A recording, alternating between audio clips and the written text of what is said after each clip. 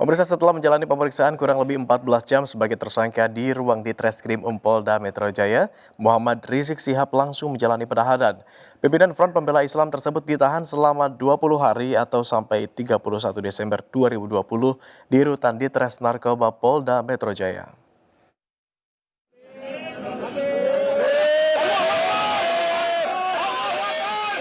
Dengan menggunakan rompi tahanan dan tangan terikat kabel tais, tersangka Muhammad Rizik Sihab Minggu dini hari keluar dari gedung Direktorat Reserse Kriminal Umum Polda Metro Jaya. Pentolan Front Pembela Islam atau FPI ini langsung digiring untuk menjalani penahanan di rutan Ditres Narkoba Polda Metro Jaya. Sebelumnya, tim penyidik memeriksa MRS kurang lebih 14 jam dengan mengajukan 84 pertanyaan terkait kasus kerumunan di Petamburan, Jakarta Pusat.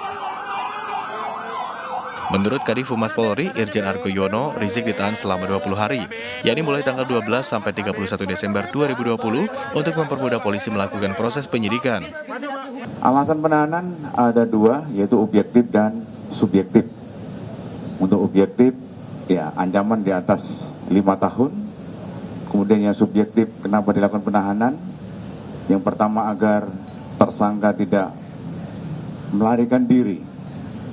Kemudian tersangka tidak menghilangkan barang bukti, dan yang ketiga adalah tidak mengulangi perbuatannya. Sementara itu terkait penahanan MRS, tim kuasa hukum menilai hal tersebut merupakan kriminalisasi, padahal Rizik telah mentaati proses hukum yang berlaku. Kita ada rencana untuk pra-peradilan terkait proses penangkapan, penahanan dan penetapan tersangka, tapi itu teknis. Kita juga menghormati pihak kepolisian. Tadi pihak Habib Rizik juga mengatakan berterima kasih, lagi-lagi kebesaran hati beliau luar biasa mendapat perlakuan seperti itu, tapi tetap bersyukur dan berterima kasih kepada pihak kepolisian atas perlakuan baiknya, dan kami salut dengan beliau. 2 kali tak penuhi panggilan polisi, Rizik akhirnya datang ke Polda Metro Jaya pada Sabtu pagi setelah sebelumnya tak memenuhi panggilan polisi sebagai saksi, yakni pada tanggal 1 dan 7 Desember lalu. MRS dipanggil terkait kasus kerumunan dalam acara pernikahan putrinya, Safira Najwa Shihab, yang kemudian dilanjutkan dengan acara Maulid Nabi pada tanggal 14 November 2020. Belum sempat memenuhi panggilan, Rizik dan 5 orang lain yang terlibat dalam kegiatan tersebut dijadikan tersangka oleh Polda Metro Jaya.